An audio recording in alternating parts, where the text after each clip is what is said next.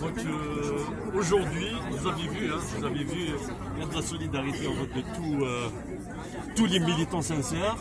On est content de voir ici les militants de Front Populaire qui est là pour soutenir une cause juste, parce que on ne peut pas fermer les yeux sur un crime raciste, mais il faut le dire, c'est un crime raciste. On ne peut pas fermer les yeux sur en fait quelqu'un qui a annoncé devant des enquêteurs et l'avocat a repris en fait, il a lu ce qui a été dit en fait devant les enquêteurs, c'est des propos racistes. Et le procureur qui tente par tous les moyens aujourd'hui de cacher l'affaire, d'éviter en fait de qualifier cet acte abominable d'acte raciste, on ne le laissera pas faire parce que les militants sont là. Et aujourd'hui, ce qu'on demande, la vérité et la justice. Et ce procureur qui tente par tous les moyens de protéger un policier raciste, je répète, parce qu'ils veulent enlever ça, ils veulent effacer ça, et nous, on ne laissera pas faire. On a commencé la lutte, en fait, depuis en fait, l'assassinat abominable, parce que quand on assassine quelqu'un et on vide un chargeur, et on met une balle en fait dans le thorax, une balle dans la tête et 6 balles en fait dans le dos, ça montre l'acharnement, ça montre en fait que ce sinistre personnage a prémédité l'acte. Donc on ne le laissera pas faire, on va continuer la lutte pour la vérité et la justice. Et si aujourd'hui on voit en fait que certains commencent en fait à passer à l'acte, tout simplement parce que nous avons vécu des mois et des mois de discours fascistes et racistes. Donc il faut combattre aussi le fascisme et le racisme, parce que les gens qui sont racistes passent à l'acte quand ils sont rassurés. Vous savez, juste après le premier tour des élections législatives, certains sont passés à l'acte, et parmi ces personnes, un policier qui est censé respecter la loi, rester dans le cadre de la loi, et il est sorti en fait du cadre de la loi pour commettre en fait un crime abominable. Et ce n'est pas le premier, parce que l'année passée, il y a un jeune de 19 ans qui a été assassiné à Aubervilliers. L'année d'avant, il y a un jeune de 14 ans qui a été assassiné à Marseille.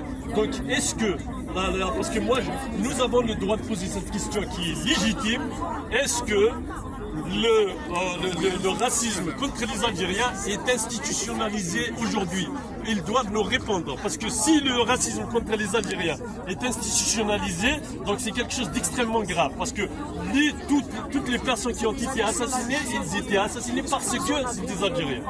Il y a un deuxième point, vous savez, comme on n'a pas d'État, on n'a personne pour le défendre, donc ils se permettent en fait de passer à l'acte facilement, parce que le pouvoir totalitaire d'Alger passe son temps à emprisonner les militants, à écraser en fait la révolution, à empêcher les véritables représentants du peuple en fait de prendre les commandes.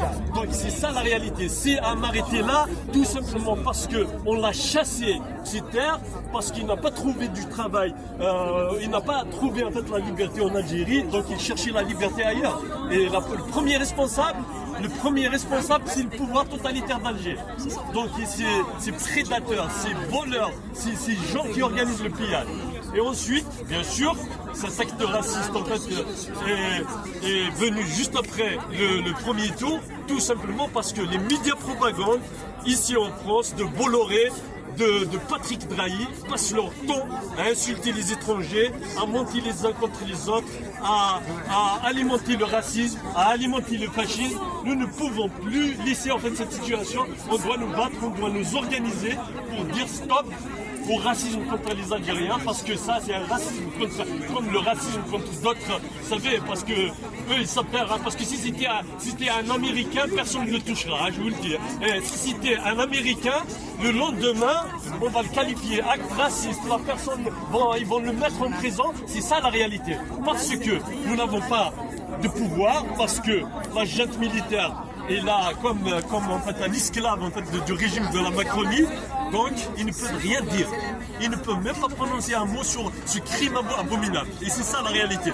Le Irak a organisé le 6 juillet en fait, une marche pour exiger la vérité et la justice. Et une marche, bien sûr, contre le fascisme et le racisme. Parce que le fascisme et le racisme et ses actes vont ensemble et le Rassemblement national et également en fait, la droite qui aujourd'hui devient son allié pour leurs propres intérêts, leur opportunisme.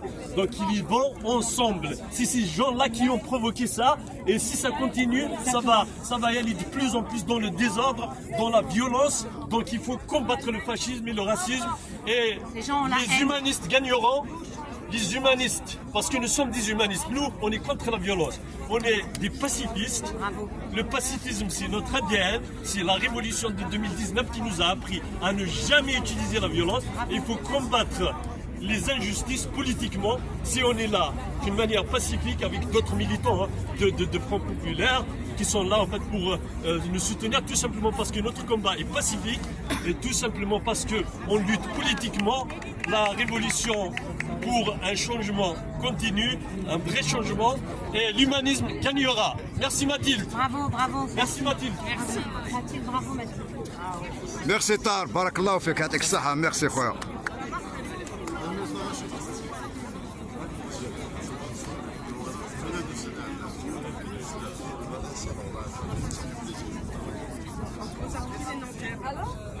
Tout le monde, je vais vous demander de vous rapprocher vers ici s'il vous plaît.